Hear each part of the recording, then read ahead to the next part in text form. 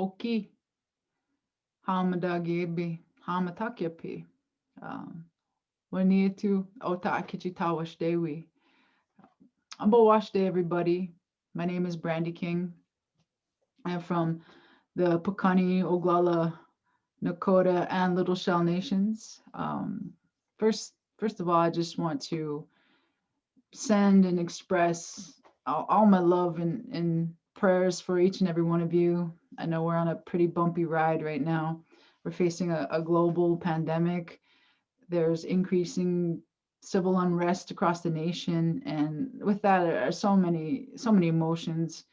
Our mental health has taken a beating, and I know that for me, I'm trying to keep my head above water. I've had to just hold on, hold on to that indigenous resilient life raft, and with that, being thankful for the strength that our ancestors had passed down, and thankful for those who are continuing to fight, and the commitment to protect those rights. I started coming over to Fargo last year, and I was very happy with what was going on in the communities, and to see so many people out there on those type of front lines, whether it was a grassroots community advocates, those in legislative seats, those pushing for legislative seats.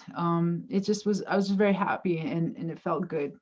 And so any way that I can contribute with, if that means being a cheerleader in the stands, or pushing as much positivity as I could, I'll be happy to do that. So um, thank you, Heather Keeler, for the opportunity to share some of my Indigenous story.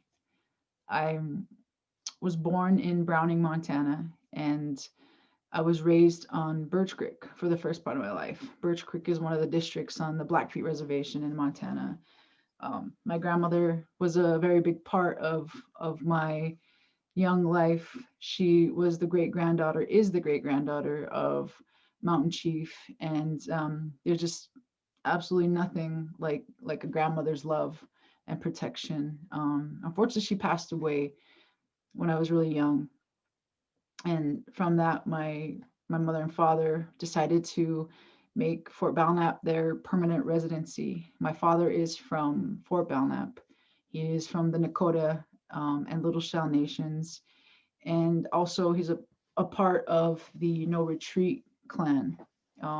It's a clan that I'm very proud to be a part of, and also realizing some of those responsibilities as I get older. Um, my father worked for BIA for some time, and then he transitioned over into the tribal governance world, and what that meant was being elected to a tribal council. Uh, that was at a young age, at a young teen, being introduced to tribal governance, also being introduced to tribal politics. It was very challenging at the time. It's something that anybody who is on that path will know how difficult it is, knows what tribal politics are. And tribal governance was a part of our everyday household. My father would constantly remind us of the importance of paying attention to what was going on with the IHS policies, what was going on with BIA, what was going on in the mines out south. Those mines were polluting and brought devastation to those areas. Polluted our water, and is now a Superfund site in the Little Rocky Mountains. So I had all these lessons, these classes, pretty much tribal governance classes, given to me by my father. And being young, you don't really know where to put those. You might not even understand them, but he was constantly telling these stories, and then realizing, we're an oral tradition, and so he's trying to make sure I retain that, make sure, that I'm aware, that I stay woke. I graduated from high school and um, enrolled in college. I was on my second semester and I dropped out. I just didn't feel connected to what was going on in in that world. I didn't feel like I fit, and so I decided to enlist in the United States Army. In December of 1999, I graduated into the Army Corps of Engineers, and my first duty station was with the 1st Armored Division in Bad Kreuznach, Germany. Um, right after reaching my duty station, I was notified that I would soon be on orders for deployment to Kosovo. After completing that deployment, I go back to my home base in Germany, and shortly after that, 9/11 happened, and so many things changed after that. I wasn't sure um, what I was going to keep doing because at that time, 9/11 happened. I was on guard duty for almost 5 months straight, protecting U.S. installations. And January 2002 comes around, and I'm nearing the end of my U.S. Army contract. I was also facing stop loss. And so there was just a lot of things I wasn't sure where my life was going to go. And I ended up just re-enlisting. I requested to be stationed at Fort Lewis, Washington. So raised my right hand again, another 3 years, and received orders to Fort Lewis. After a year at Fort Lewis, the Iraq conflict started, and right away, the Army saw and experienced the loss. Lori Piestewa from the Hopi Nation was one of those killed. She was the first Indigenous woman killed in combat. I didn't know how to process that at the time because it's almost like you're not allowed to feel things. I paid my respect. I held her memory and honored her in my own way, and knowing at a different time I'm going to have to look at that again. I'm going to have to process that again. So I continued with my mission, continued, providing geospatial intelligence to commanders. 2004 arrived, and I reenlisted again for another 3 years. And it was at the end of June when I was approached by my supervisor asking me if I was willing to deploy in place of a soldier who was facing some difficulties. She was pregnant and was going to be given birth around the same time she was set to be deployed. Her husband was in warrant officer training school. Her mother was still in Mexico. And it was just a lot of things that were quite difficult for this soldier to be able to take care of, and also give birth to a child. So without a doubt, I accepted to deploy in her place. I went home to see family because not knowing if that was going to be the last time. And I went back to Fort Lewis and deployed with the 1st and 25th Infantry Division Stryker Brigade Combat Team, which is a mainly male unit, infantry. So I was a part of a maneuver support cell, providing geospatial intelligence to the commander. I spent 387 days in Mosul, and I didn't go back home the same. There were so many things that were stirred up on my deployment, and one of them, the main one, was don't ask, don't tell.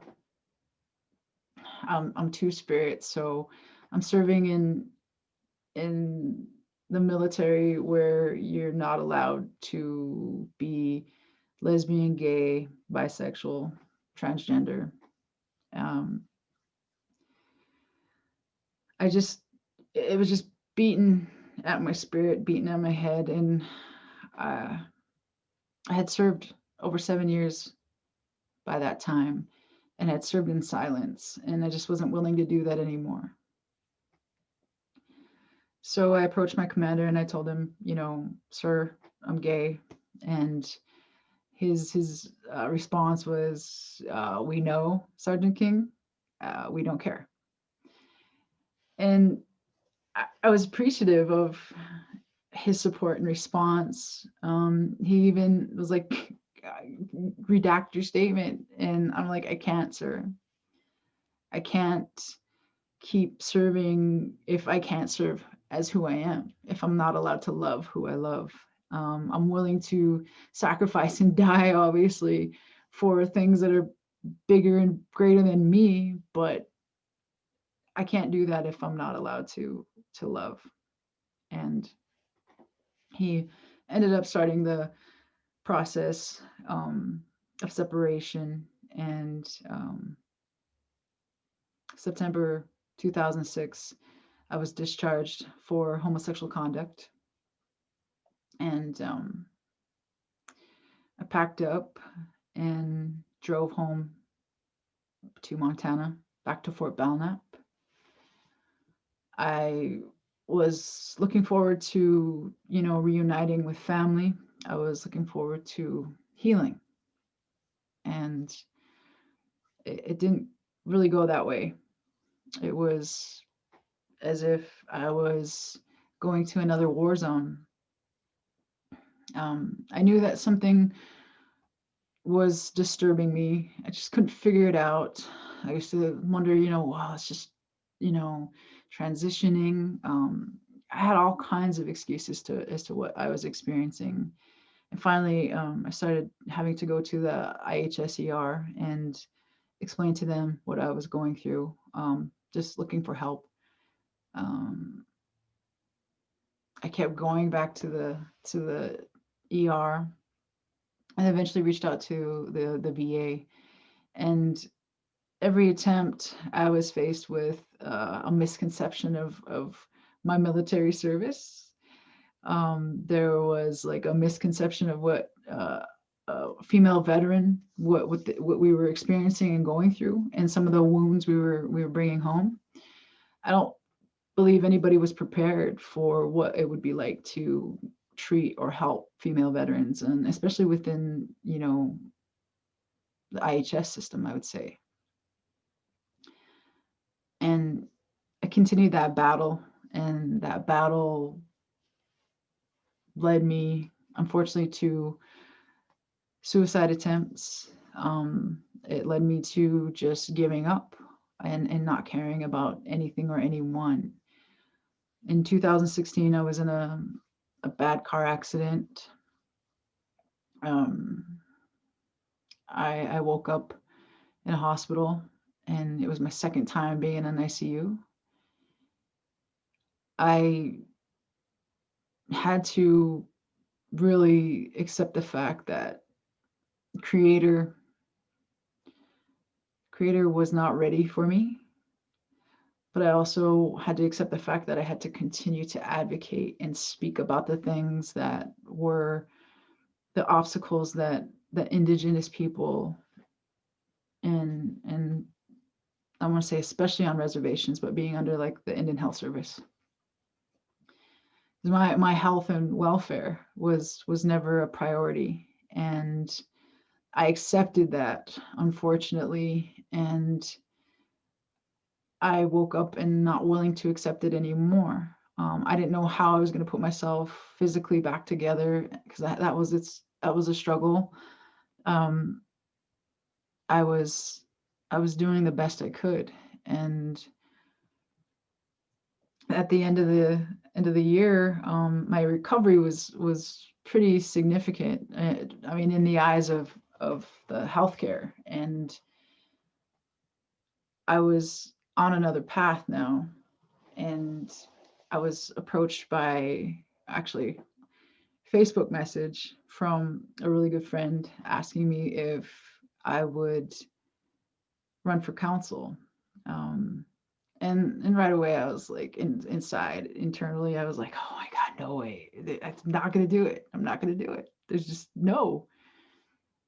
But the amount of love and respect I had for this individual, I told her I'll pray on it, because I would. Her name is Dr. Lynette Chandler. She is one of the most strong, amazing, intelligent, beautiful sisters that many of us were very blessed to have. Um, August 2017 arrives, and she's supporting a horse healing ride that we're having. And she completed the ride, as did her daughter and her nephew. But she got sick and passed away from an aneurysm.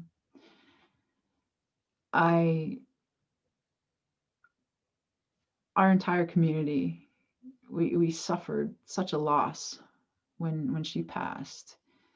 And then I took the whole running for council a little more seriously. I knew that I wasn't going to campaign. I was going to, maybe go to some of these rallies, but I wasn't going to campaign, because that's something that I would hope that my actions would speak for themselves itself. That if people wanted me to speak on their behalf, then they will do that. Election time rolls around, and I was elected, and that election day was her birthday. So there's quite a bit that had happened, afterward. Another tragedy.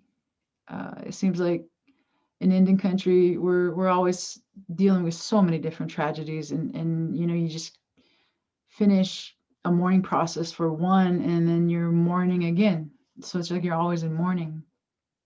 A week after elections, I was given the news that my brother was murdered in Billings, Montana. And I had the choice, I guess, to step down or continue the fight. And I knew that my brother would want me to keep fighting, because he suffered from so many different things himself, and the failed policies, the failed systems. He was a victim of those policies, and I felt like I had no choice. So I continued to serve and do my best to speak for the people, and try to bring as many as our arguments and our frustrations to those who needed to hear. And if they weren't listening, then I would just keep telling them until they did. And if there was not a seat, then bring one. Or, I don't want to sit at your table. You should come sit at my table. Why am I trying to track down federal officials, federal people? I just grew frustrated. The federal shackles is what I call them. After completing that term, I was asked to run again, and so I did, out of respect for this elder.